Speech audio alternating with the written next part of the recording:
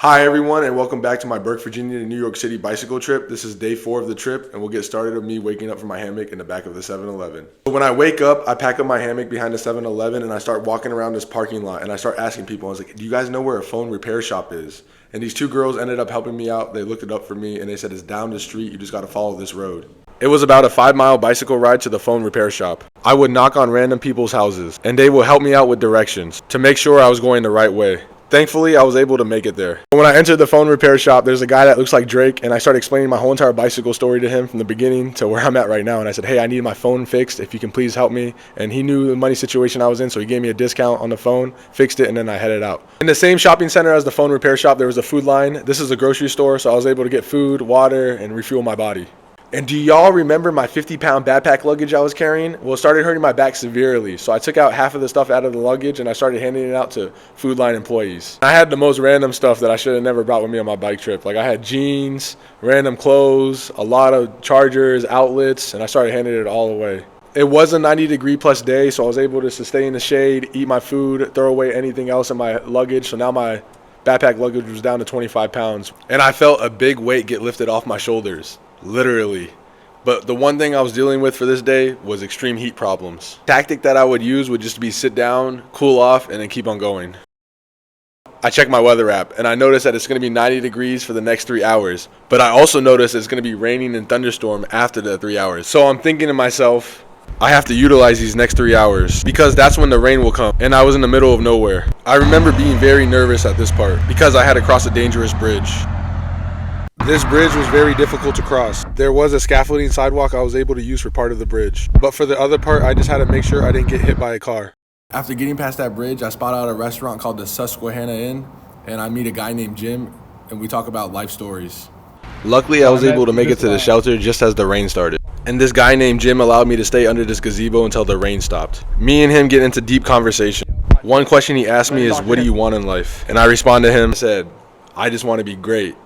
And, everyone in my hometown doubts me, and this trip is going to show everybody what I'm capable of. But I told Jim, I said, besides that, I have everything. I don't really care about money. I don't care about materialistic things. I just care about my family and friends. And Jim looks at me very impressed with my answer. And he said, that's good that you have that mindset. And he also shares with me how his son passed away in a car accident when he was 16 years old. And Jim also tells me, he says, if you see a cardinal during your bicycle trip, that symbolizes my son looking out after you, so you'll be safe.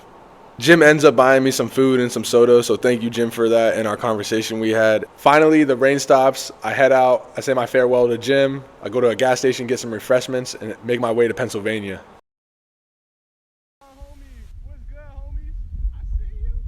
I finally make it to Pennsylvania. Once I get to Pennsylvania, I start having a lot of fun. I was like, check this out of how fast I can move from state to state. Literally traveling from Maryland to Pennsylvania to Maryland to Pennsylvania in 1 second. After bicycling a couple miles past the Pennsylvania state sign, I noticed my tire starts wobbling back and forth severely. And I had to ride like that all the way until I got to a bicycle shop that I put in my GPS. But then I run into these cows.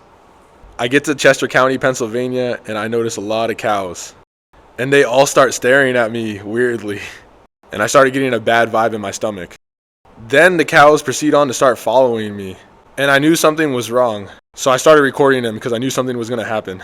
Then 30 cows started chasing me. And out of nowhere, a big bull started going ballistic on me, trying to get me. I was so thankful that there was barbed wire between us. My adrenaline started rushing very heavily. And I was thankful I didn't get attacked by a bunch of cows. After this incident, these two little farmer kids come out and it's like, what are you doing? I was like, I'm riding my bike from Burke, Virginia to New York City. And they're like, yay, keep on going.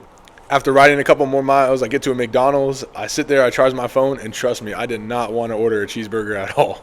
While I'm at the McDonald's, I realize I barely have any money. Luckily, my cousin Jeff donates $40 to me on Cash App. And with that, I'm able to order 2 fish fillet sandwiches. After leaving the McDonald's, I bicycle to a town called Oxford, Pennsylvania. My phone's about to die again, and luckily there's a 24-hour gas station in Cochransville, Pennsylvania, in the middle of nowhere, and I was able to charge my phone on the side of the gas station. And then when I go inside the gas station, the unexpected happens. When I go inside the gas station, I use the bathroom, and I notice there's an employee that looks like Bellatrix from Harry Potter. These two guys walk into the gas station. One of them looked like Ryan Gosling, and the other guy was a red-haired white guy. And they started asking me a lot of questions like, what are you doing? Why were you on the side of the gas station? And I tell them, I was like, I'm trying to ride my bicycle from Burke, Virginia to New York City. And the guy looks at me, he's like, what? He's like, you're not allowed to ride this bike on the highway. And he's like, you shouldn't be there charging your phone. He's like, I'm going to call the state police on you.